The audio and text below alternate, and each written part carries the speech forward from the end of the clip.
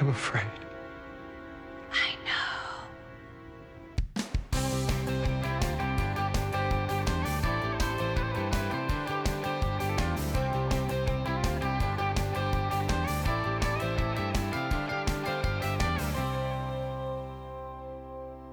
Hi everyone, I'm Luke Hector and this is The Broken Meeple, a show where I devote my time to ranting and raving about board games, but usually more the latter part, let's be truly honest. Well, it's about time, finally, the UK is allowed to have copies of Star Trek's Captain's Chair in its possession. It's like the lucky few were able to actually play this for ages, and we had to basically wait for a combination of WizKids and imports and, you know, custom and God knows what else to get these into the UK so that I could actually try the thing. So, for a bit of background, this is basically a kind of spin-off from the system of Imperium. Imperium is a game I've talked about a fair amount on this channel, gave it an 8 out of 10 originally, and I said I really like the card system in it. It's a really cool sort of unique style of deck builder, but it had some issues in terms of its game length, a little bit of over complexity here and there, and just like, you know, and bad rule books and stuff like that. And now, some of these things were helped by the recent expansion, I forget what it's called, Horizons, where the rulebook was improved, although it's still not great, and, you know, the game is still quite long, but I was intrigued to see whether Star Trek Captain's Chair would improve a lot on the system. Is it going to fix all the problems that Imperium had? Is it just going to rinse and repeat them? Is it different enough to actually be something that you could own alongside Imperium, or is it just more of the same, in which case you're going to pick your poison? There's a lot to go through, so let's get on with it. From this time forward, you will service us. Captain's Chair uses the Imperium card system. This is essentially where you take a deck of cards that is specific to your faction. In this case, a Star Trek faction with its own captain. Imperium used to have a civilization per se. It comes with a specific captain, as well as a mixture of cards that make up its personal deck. However, the deck is split into different elements. You've got some stuff that you start with, and you've also got your main deck, but then you also have reserve cards, which is basically one by one they're added to your deck as you cycle through it, i.e. you get rid of all the cards and then you have to draw and you have to shuffle your discard pile back. But then on top of that, there are also development cards, which cost resources to acquire, and basically these are ones that you can acquire after your reserve cards. The reserve cards are random in how they come out, whereas the development cards, you can go through the lot and decide, what do I fancy, what's going to go well with my strategy, that kind of thing. And basically, throughout this game, you are trying to accumulate certain resources. You've got dilithium and you've got latinum, I believe, the main names for these. You're trying to obviously win and get the most victory points, which is basically represented by glory. And you have a certain amount of turns to do it. Now, you can play this with 1 to 2 players.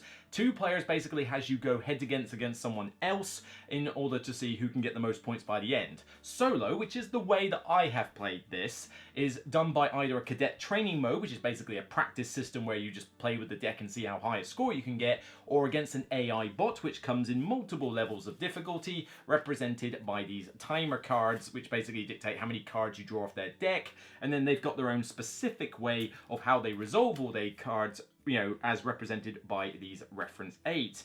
But on your turn, you have the ability to play as many different cards out of your hand as you like. You'll essentially have 5 cards as a typical hand size, and you've got 3 action tokens to spend. Now, that doesn't mean you only do 3 things. You can essentially do a number of different actions on your turn. You can play cards, you can activate cards you've already played, you know, you can do all sorts of little shenanigans, but you're restricted only by the cards you have and the action tokens. Some of the actions have the word play with the action token before it, which means it will cost you one of your 3 potential actions in the turn, but activations on cards are basically the classic thing from like Magic the Gathering, where basically you tap the card and get to use its effect once, and some of these effects don't require an action. You know, you can just activate them, you know, once each, no problem. Some cards in your hand will just let you play it straight out of your hand and do a cool little effect.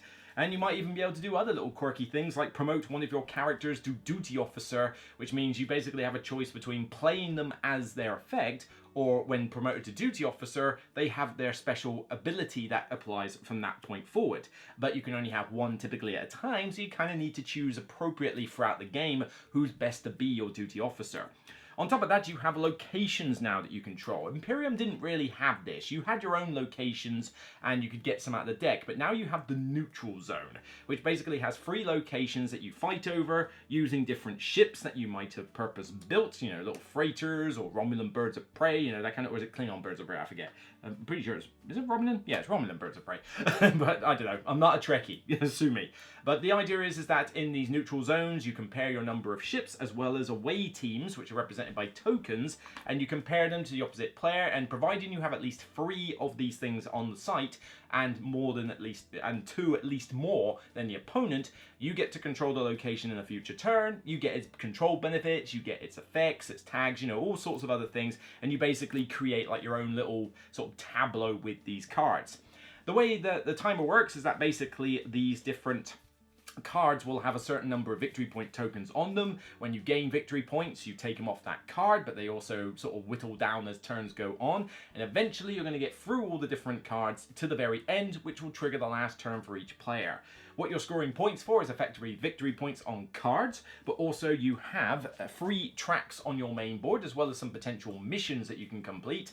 And some of the cards have basically a blue, yellow, or red like tag at the bottom, which means their points value is dependent on how far along the tracks you've moved. Combat, influence, and science. So, you know, I forget the names of these, but the idea is that depending on what you are focused on during a game, some cards are going to be worth more for you than others, and so you have to tailor your acquisitions accordingly. Once you've totaled up all the victory points of the cards in your deck, as well as any other tokens on the board, compare it to your opponent or the AI, and of course, the one with the most. No! No!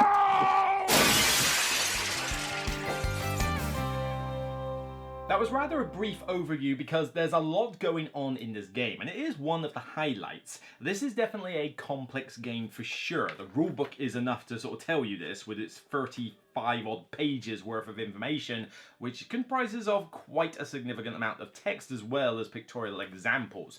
But if you want a deck builder that feels more like a heavy deck builder, then this and Imperium are kind of the games that you should be looking at. You've got games like Dominion and Runestones and a few of those others that I've talked about, which are pretty simple and straightforward. Hell, even Dune Imperium to an extent and Arnak aren't the heaviest games when it comes to the deck building mechanic side of things. It's still fairly standard stuff. This one definitely goes the extra mile in trying to give you a very meaty deck builder. You know, there's no worker placement side bolt on. There's no, you know, set collection bits like that. You know, this is basically primarily a deck builder, but having the different cards that you can acquire later on with resources that go into your deck, having common cards for weapons and ships and allies and different famous people from the Star Trek lore that you can add to your deck, again, is a different decision process. The neutral zone, having your ships that you play out of your deck go fight over there, all the different people that you have in your deck that you can play, your captain's ability. Oh boy, there's a lot going on in this game, but what that does mean is that you get a very thinky, crunchy experience. There are lots of things you can do on your turn, to the extent that turns can take a little bit on the long side. We'll get onto more of that later, but you are going to be there with a lot of choices in mind. You know, you might think, well, I've only got 5 cards. What am I supposed to do with 5 cards? You'd be bloody surprised, mate.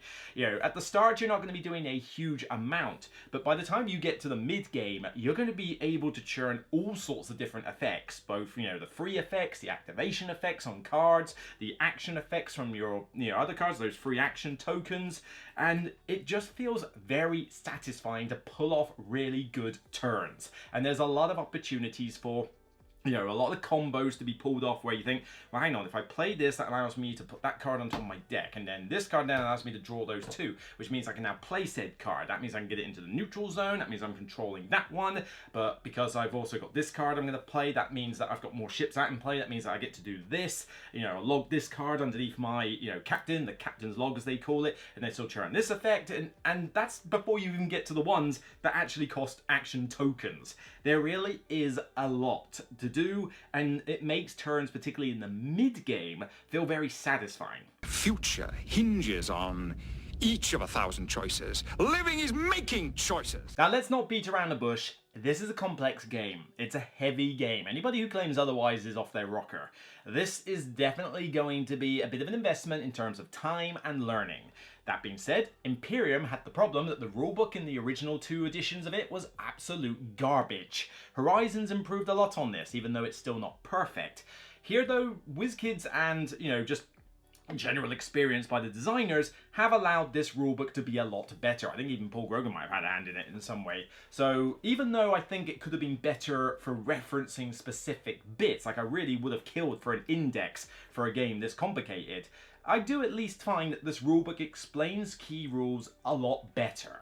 So, you know, you've got pictorial examples in here for, like, the most important aspects. There is quite a lot of text, but they use a lot of good sort of graphic design here with a lot of keywords. And the keywords stand out on these cards. So when you want to read the word activation, resupply, control, or incident, person, location, ally, they're represented by colored banners with white text in them with a little symbol as well. So they stand out on the card. Yes, you've got text to read, but it kind of borrows a little bit from the Sentinels and the Multiverse thing, where in the recent Definitive Edition they used keywords big and bold that you could easily see when you referenced a card.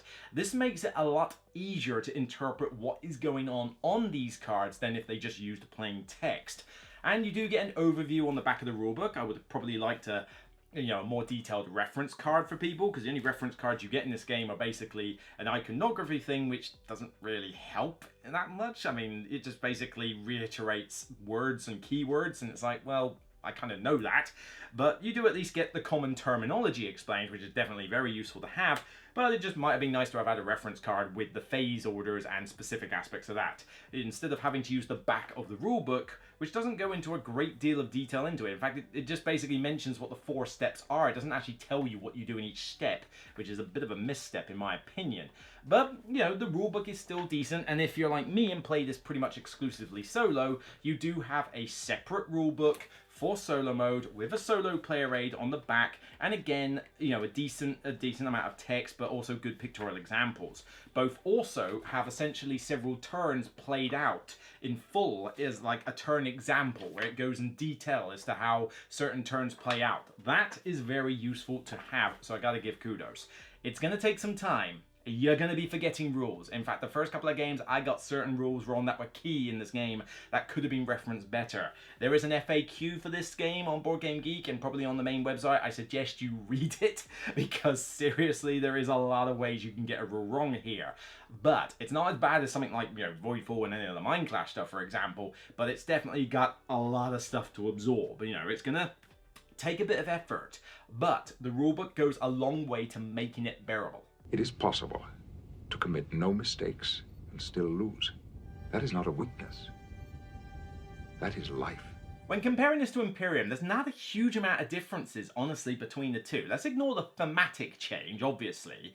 In terms of what you do in the game, it's kind of exactly the same. I mean, you have a deck with development cards and your main deck and a, you know, main captain or civilization card. You have common decks that you can buy from, and they come out at, you know, a certain rate, and you basically acquire them into your deck. The only real three main differences that I see is, firstly, you've got these tracks on your board which affect the scoring of certain cards.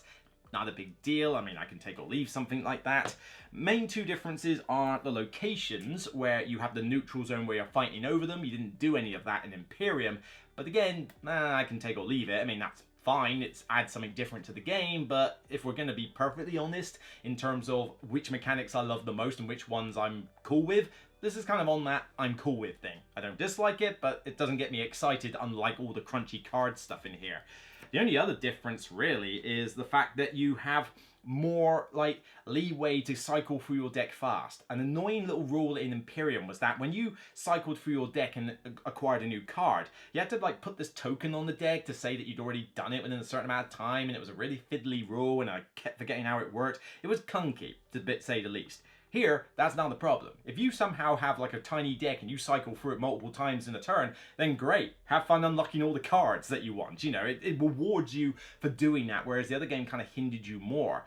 But other than that, the game kind of feels the same as it did before, and, you know, I'll talk a little bit more about that later, but it does mean that if you have played Imperium, you're going to be on familiar ground with this. There's a lot of sort of rinse-repeat aspects here, so that, you know, after playing one, you should be able to get into this one a lot easier. We too are machines, just machines of a different type.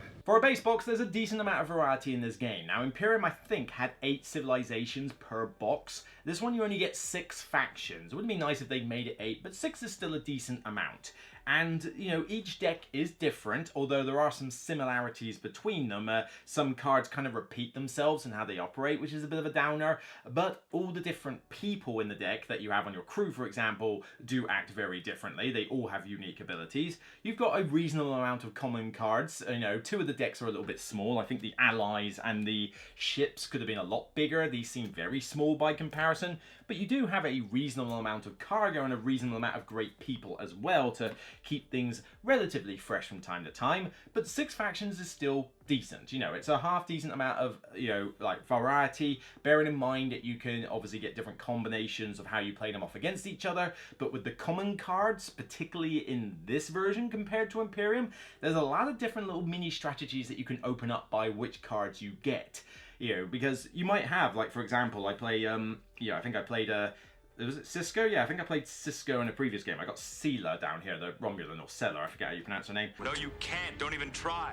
The game kind of thinks, well, you know, if you're playing Deep Space Nine, go get a bunch of star bases and go control a bunch of locations. Well, didn't really do that against the AI, did. Instead, I got B4 and Deanna Troy's mother, and basically repeated the abilities as duty officer, where Troy allowed me to basically refresh it B4 a second time, and in doing so I was able to basically churn incidents into the opposing AI deck at a rapid rate, meaning that they couldn't get to do, you know, really powerful turns, whereas I could still carry on my own thing. That's not a strategy that's inherent to the Deep Space Nine deck. That was a strategy that I employed literally by utilizing 2, maybe 3 cards from the common decks, and just using what I had in my Deep Space Nine to facilitate that. Sometimes diplomacy requires a little saber rattling. If I played a different deck like Picard or, you know, one of the Klingons or Burnham, you know, for example, then I could have basically had, you know, like different things to assist with that strategy. But that was just literally a few cards. You really can open up some cool ways to play the game so that most games will feel fresh, mainly by the common cards, even if I will admit that the decks themselves maybe don't feel quite as differentiated as I would like until you get to probably, you know, Sela and Burnham. Like the 2 most complex decks in this set definitely do operate very differently to the others. There's maybe a little bit of rinse repeat in the lower complexity ones. I wouldn't want to live my life knowing that my future was written. My boundaries had been already set. Now, I am going to put this section in the good part because I think it's mostly a me thing, but understand that this is a good and bad point. The theme. I like Star Trek, okay? I like Star Trek, but I am not a Trekkie. I am not a Trek nerd. All power to the engines! I have watched Next Generation in full, Voyager in full, most of Discovery, but I got bored after around season 4, and season 1 of it sucked. It was really season 2 and 3 that got me into Discovery. I didn't find Lower Decks very funny, so I gave up with that one. I couldn't get into the characters of Deep Space Nine, so I gave up with that one. I have no interest in Enterprise. Nothing about it looks good to me, especially like the main person who's playing the captain. It just doesn't seem that good. And I've watched Strange New Worlds. Strange New Worlds is really good. And I've not watched the original series except for the movies. So I've watched a decent amount of Star Trek, but there's quite a lot I haven't watched. The theme here is clear that it is taking very strong ties to Star Trek, okay? So much so that the book actually references episodes in where it explains how to play the various crew decks. So it's like, you know, Picard, Starfleet, referenced episodes to watch: Encounter at Farpoint, Measure of a Man, Darmok, The Outcast, Cause and Effect, The Pegasus. You know, that's kudos. I like that. That is a nice touch to enable you to go and do your own research. A bit like Imperium, if you want to learn about the civilization, go on Wikipedia or something. We're just so busy. Well, make time. Certainly, the theme is strong. Maybe a little bit too niche, though. Because with the civilization, you understand Romans and Greeks and Celts and Vikings. I don't need to know, you know, I'm not a historian. I don't know intricate details about Vikings, but you've seen enough movies. You've heard about them enough. You kind of get the idea of what a Viking is, how they operate. Same with Romans and Greeks, you know, until you get to the really obscure civilizations. Most of them are pretty self-explanatory. Not so much with Star Trek. Here, in order to understand what the thematic connection of a bunch of these cards are, you have to be one of the most devout, religious nutcase nerds around. We have studied every facet of your missions and strategies. Otherwise, you play a deck and it's going to mean absolutely nothing to you. And that's the problem I have here, because I can play the Discovery deck and I recognize the characters and some of the additional bits. Some of it I won't remember because I don't remember the Star Trek series off the top of my head. There's too many episodes, but at least I can recognize it. And obviously, Next Generation is my favorite. So a lot of Picard's deck I can play and recognize stuff in it. So I mean, if I take Picard, what have we got here? We got Data, Farpoint Station, Enterprise D, Worf, Will Riker, Crusher, Geordie LaForge, Daystrom Institute, Starbase 74, the boat, the USS Bozeman, and of course, you know, the Tamarians, the allied Darmok or whatever, you know, is hands wide. Darmok and Zilard at Tanagra. Most of the cards in this deck I recognise because I've watched the episodes, but even then I don't recognise all the little tidbits here and there. I don't know all these planets like Hindry 5 and, you know, Succulent 4 and Nachos 3 or whatever. I don't know, there's so many weird... Star Trek just has a fascination with planets with Roman numerals after them, so they can't think of other ones. Yes, I know what Riser is, but I don't know what Hindry 8 is. I don't know what that's for, but, you know, you ask a Trekkie nerd, they'll know it. But it means that you can't get as immersed in this game as you could with Imperium. You know, you get into the feel of the civilizations. Here, I feel like I'm just playing a generic sci-fi game unless I have intricate knowledge of the theme. And so this game is definitely not suited for anybody who is just a casual Star Trek person. You know, this is really for the devout Trekkie nerds out there. And it is fun winding people up at times. I mean, you know, there's... You know, I certainly had fun with, you know, Turksy and a few other nerds by basically talking about my first couple of games and referring to this guy called Tilek Shran, or whatever it is, I think he's from Enterprise, as basically this weird generic blue alien dude with antennae. Are you prepared for the kind of death you've earned, little man? Shows what I know about Enterprise, but that's the thing. I play his deck, and other than the fact that it likes cargo, that's all I get from it. And so there's a thematic disconnect I have here. Not because the theme isn't strong, it's just it's based off a subject matter that only die-hard fans are gonna have any clue what it's about. So anybody casual playing this is just gonna be kind of, I don't know, they just won't get much out of it. And, you know, at least in Imperium, you can get into ancient civilizations easier, and even a casual player can get into something like that because it's based on something relatable or something out of reality, whereas this is based on a TV series where you need to be, you know, religious in how you watch it in order to understand most of what's in this game. So there's some good sides to this game for sure, but there's definitely a few negatives here. Firstly, we got to talk about the component quality and the artwork. The components are basic. There's nothing really here that's interesting. I mean, you've got, you know, poke-out boards for the tracks, you know, basic cardboard. The card stock is fine, but it's nothing special. A score pad, some generic tokens, you know, nothing particularly impressive. But nothing, like, too flimsy or horrible either. The artwork, on the other hand, it's pretty jarring and distracting. I mean, you know, if you're gonna have artwork, then ideally have it good, and let's face it, there's enough artists in the world clamoring for work who can paint or draw really well. There are good artists out there in spades, go find one. Here, the artwork is very good occasionally.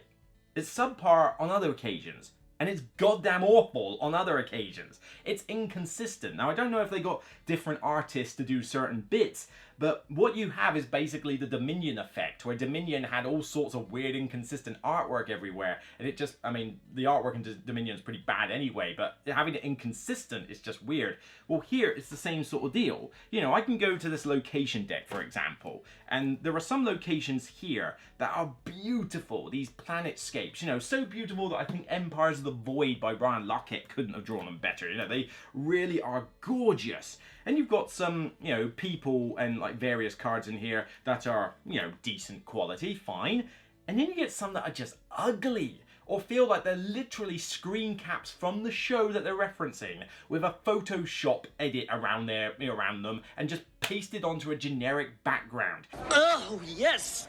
I hate this! The allies are very basic pictures on a flat background. You've got the directives, which are just these horrible sort of like computer screen images that don't really intelligent. I mean, I've got utilize here, and all I'm seeing is a big spinny thing with stuff sticking out of it. I got no idea what that thing is. It doesn't reference, as far as I'm aware, it doesn't reference anything about the word utilize or whatever, and it's just a generic card, and that's the problem. You know, you have a few cards with great artwork intermingled with a bunch of really generic or bad artwork cards. This quite inappropriately attempts to juxtapose the disparate cubistic styles of Picasso and Leger.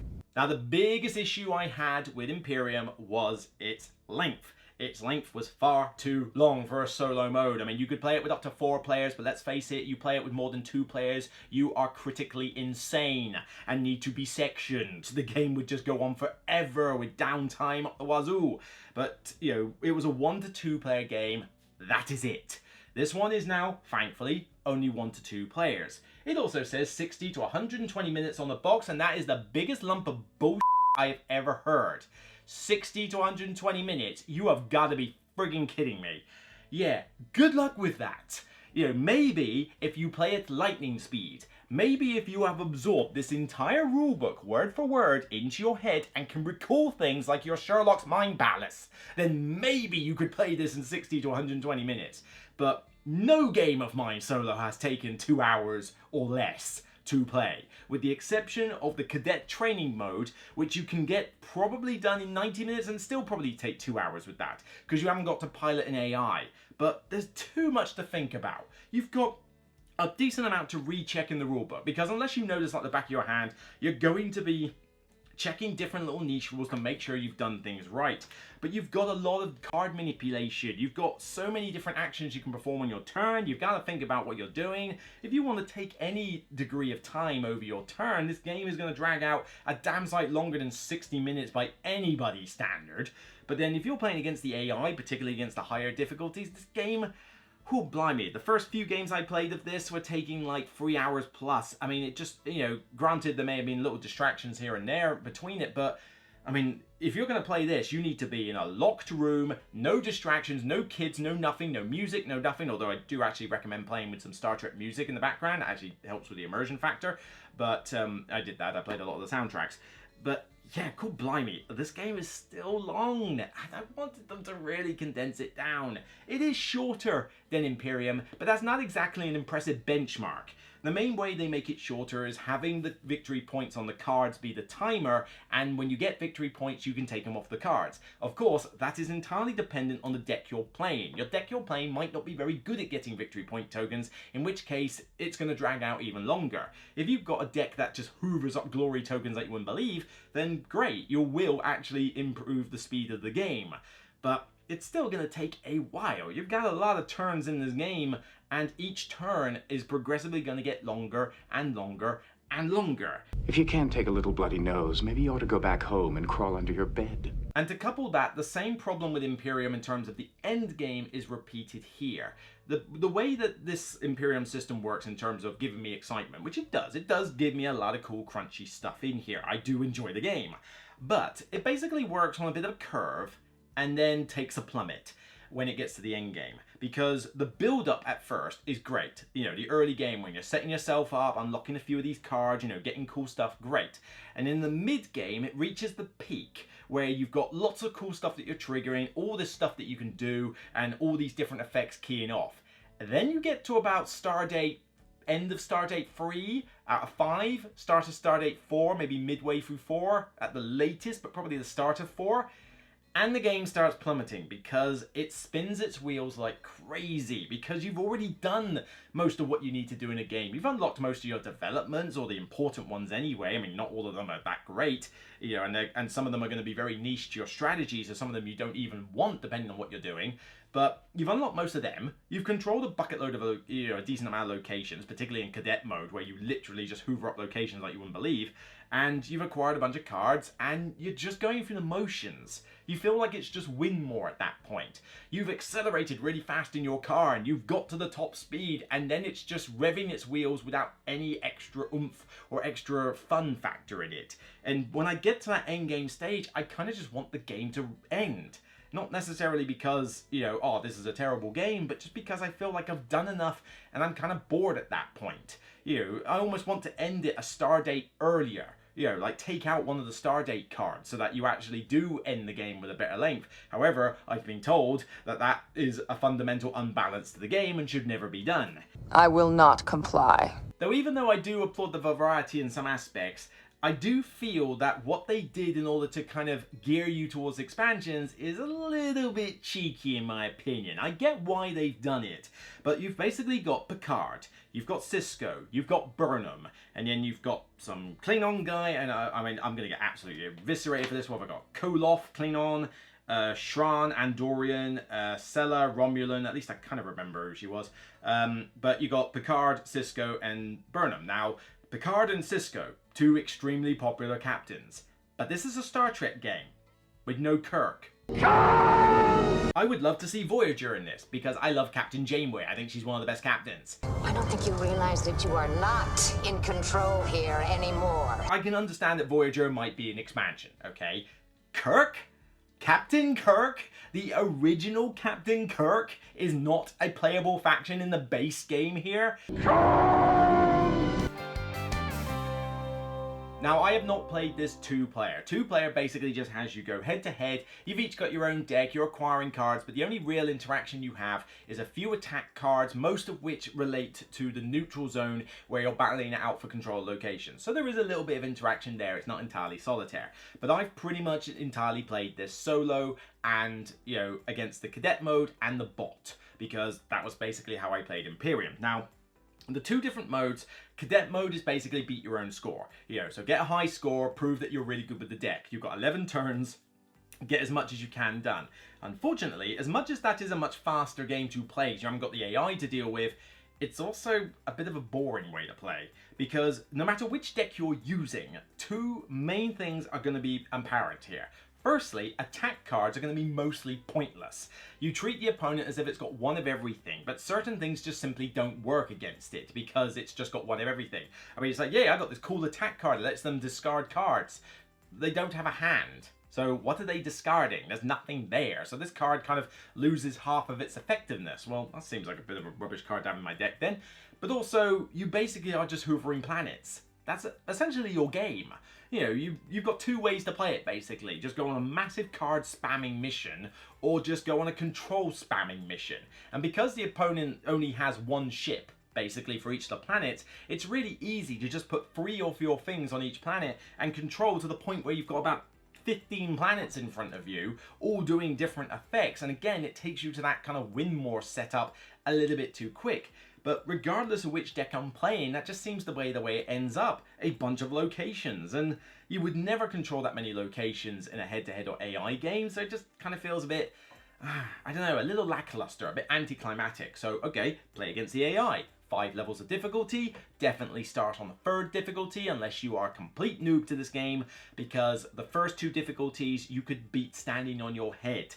They are really that easy. But even the standard difficulty, I'm beating it pretty easily in the games I play. You've got to go to the top 2 high difficulties to really get challenged here. And most of that challenge is just luck of what the AI draws. You essentially flip cards off the AI deck, and based on the faction that you're playing, they've got a massive flow chart for what they do when they draw each card. Now, it's a very good system, and it does give a lot of different varieties as to how these things are going to play, including what, you know, what they'll play based on whether they got a duty officer or not. There's a lot of different ways that AI can take a turn with each card. This does elongate the game quite a bit though, because you have, you know, like more stuff to manipulate. It still takes a while to do the AI turn, but it also, again, gets to that endgame state where you realize, look, I'm pretty positive I have pwned the AI here in terms of points. Why do I need to go through another Stardate and a half to just confirm that point? And it's always been the case that when I get to that stage, I think I've probably won. Let me just see. Oh yeah, okay, yep, I've definitely won this. But then you carry on until the very end, and it's like, did anything change? Nope, still won easily. Now granted, I need to go to the higher difficulties and play on those more, but yeah, you know, again, you get to that end game step of just win more, spinning its wheels. And with the AI, playing against the AI, God blimey, I mean, you can have a lot of turns in the game to go through 5 Stardates, and that 120-minute timer, good friggin' luck with that, especially in your first, like, you know, 5 to 10 games of this probably. You are going to be struggling to get that anywhere near that kind of timer. Sometimes I think the only reason I come here is to listen to these wonderful speeches of yours. So, quite a lot to talk about there. How do I rank Star Trek Captain's Chair? I mean, I liked Imperium a lot, but it has dropped for me over the years. You know, I think I originally thought it was going to be a 9. Something tells me I think I rated it an 8, I can't remember. It's probably 8/7. It's definitely something I endorse and recommend, but the flaws in it are still big flaws. Well, I was kind of hoping that this spin-off would, you know, fix a lot of those flaws. But what they do is they add a couple of small improvements, but kind of just repeat the same flaws as before. And so I get confused when people say, oh, I didn't like Imperium, but, you know, this one is the one for me, yes! I get that if you don't like civilizations and you love Star Trek. That makes sense. If you're saying that mechanically you find this amazing and the other one bad, or even vice versa in that regard, I don't get it. Because this is a bit like the Seven Wonders duel versus Lord of the Rings duel.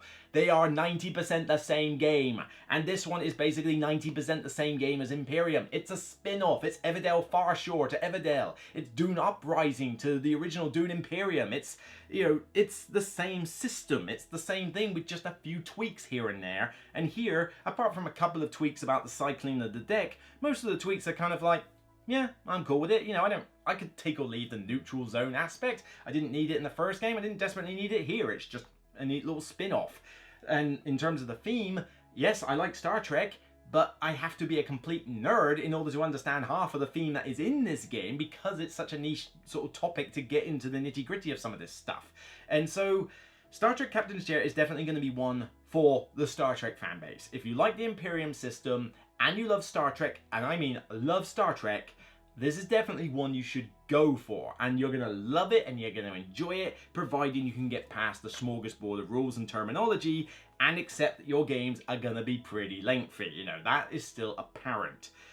For me, I don't know which one I prefer. I like Star Trek, but I don't know, I feel like I'm drawn more to the original Imperium. I think the civilizations are just easier to differentiate. The decks felt more different than some of these. You know, you can kind of get into what the civilization is like without needing to have a repository knowledge of how they work. And I gotta be a little bit tougher on this one because, you know, as much as I do enjoy a lot of stuff in here, I mean, I love the card system in general, and the fact that you can have such crunchy turns and all these different options, and there's a good amount of variety with the decks, you know, and the different common cards are certainly a bit more interesting here than I suppose in Imperium. But I felt like I wanted this to fix more of the problems and like really go, right, taking on the feedback and what we learned from Imperium, let's really hone down this one. And the main improvement is probably having a better rulebook. Which, fair play, is a damn good improvement. I can't exactly deny that, but I wanted more, not just another spin-off. And I can't see myself wanting to own both of these. You know, I mean, maybe I could own both, because at the end of the day, it's more variety for a system I already like.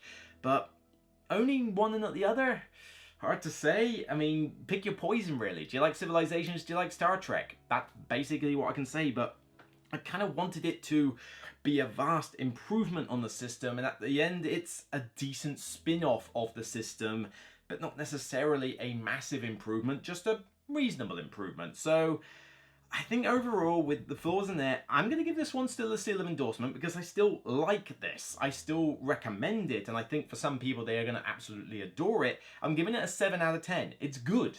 It's good. You know, I think I prefer Imperium a little bit more, but even that one is dropping kind of to 8 and 7 for me. So I think they're kind of on par for different reasons. But, you know, those issues that I have with the game are big issues for me, because if I want a really crunchy game, I can play certain games in my collection and get them done in a much faster time while still being crunchy.